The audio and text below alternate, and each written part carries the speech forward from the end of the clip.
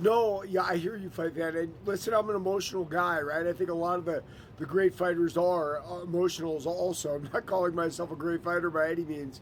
But to have a analyst perspective, you need to detach from emotion a little bit, right? That, and again, we saw that kind of in the debate with Trump and Kamala, right? Like the more emotional you are, often people kind of like shriek at that, like, wow. Well, and fans get emotional. Canelo Berlanga, like the average fan who doesn't know a lot will say, well, that's not fair. You know, what's Canelo doing fighting these cans? Well, Berlanga's not a can by any means. Has he been moved slowly and, steady positively the way I talk about the fight game is? Of course he has.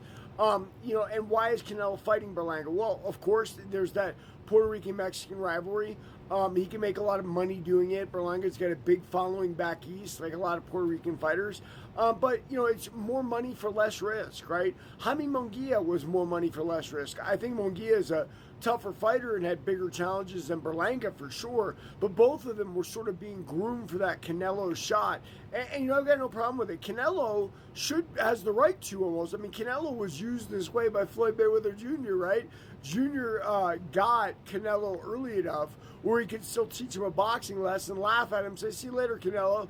And that was that fair? No, of course it wasn't fair. But at the time, Canelo couldn't give up the money, right? Who would, right? Neither can Berlanga and Munguia. So we're going to get something of a treat. By the way, on that note, I happen to believe that Canelo would knock out David Benavidez. I've seen Benavidez fight a few times.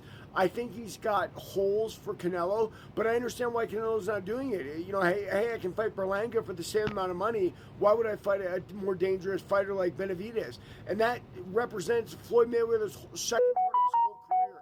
Now, the whole UFC thing blending into this. I love Dana saying, well, I got no problem with Canelo. Canelo's my man, but I'm mad at the MGM.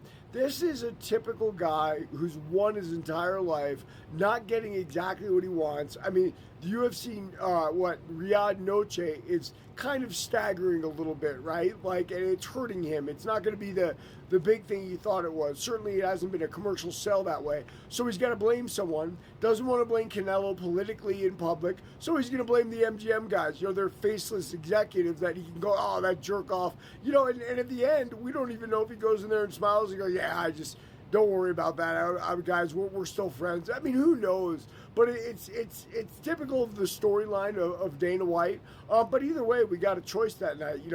I don't know which one to watch. I mean, by and large, I think that MMA is a more exciting sport. So probably I'll watch the MMA undercard and then hope that I can watch the Canelo main event when the whole UFC card ends. But I'm going to be juggling two bows there. We'll see how it all works out. But yeah, that lack of passion is not a lack of passion. It's trying to be objective and analytical.